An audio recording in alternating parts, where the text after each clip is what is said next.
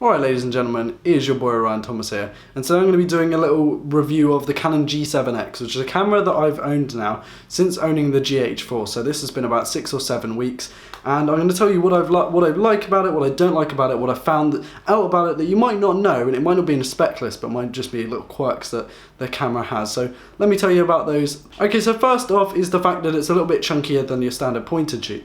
Now I was expecting something a little bit less chunky than this, and it does at first look like a standard size point and shoot, but it is a hell of a lot chunkier than your standard point and shoot, mainly because of the lens protrusion, but also because the body is a little bit thicker than it could be, or it could be a little bit thinner. But to be honest, they've packed a camera that is just so powerful into something this small. Now I can expect this is going to be about the same size as the RX100 Mark IV, and I've never actually held one of those before, but I can imagine it being very similar to this.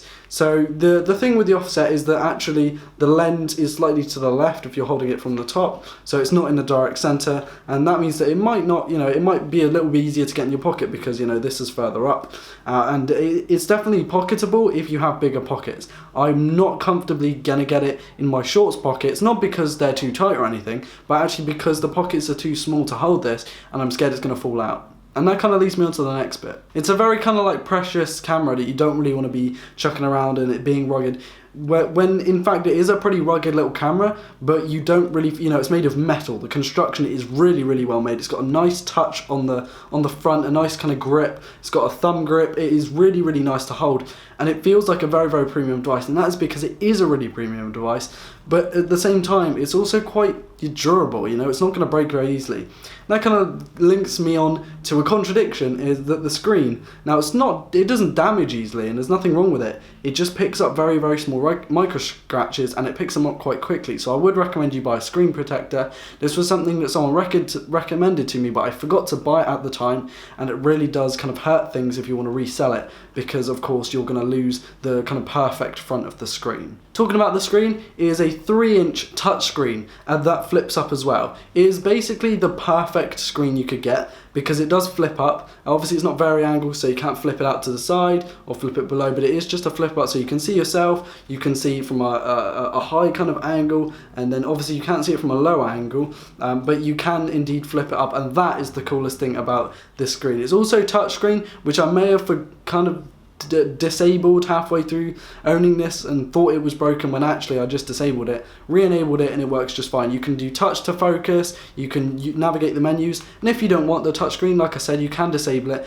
and use the dials, of which there are, I believe, 3, but the one you can really use, or 4 maybe, but the one you can really use, or the 2 you can really use, is the back one, which is part of the D-pad, and then the front one, which is kind of like a clicky barrel kind of lens kind of thing, and you can change that to do whatever you want. So you want ND filter, you can change to whatever you want. I have it on ND because when I was out shooting the other day, I really, really thought I needed an ND filter, and it really does help out on a nice sunny day. So yeah, this is the ND basically means that you can have a low f-stop and a low ISO, and at the same time it won't be like really kind of bleak and pushed out, because the ND is actually a filter that's inside that makes it darker, which means you can retain that nice shallow depth of field even on a nice sunny day. The flash, this is a cool thing. If I just flick it up there, I'm sure I'll get some B-roll of that, but that is cool, having that little flash there. It is really, really powerful for being such a small flash, and as you can tell, it is magnetic and it is spring kind of loaded. You just press the button on the side, or flick the little switch on the side rather, and the flash does pop up. Now I've never actually had to use it, but I have tried it out, and I thought it was really, really cool. And it kind of leads me on to the sensor. Now the sensor really is big on this camera. I believe it's a 1-inch sensor inside this little bad boy, and it's this small. It is small. If I grab my iPhone 6s Plus, which is about a mid-range, mid-size flagship, it's your average flagship, and it is smaller than that. It is much smaller than that.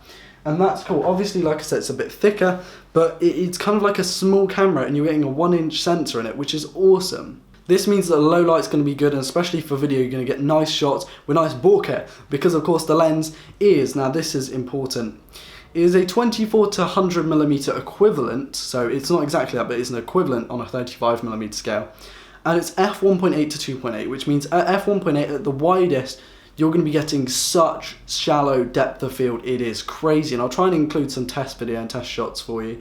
But if you just wanted one of these, I could kind of put this on for my Lumix GH4, and if I wanted just 1080p video, this thing could do it just fine, because this does create very, very professional looking images, and I really, really like it.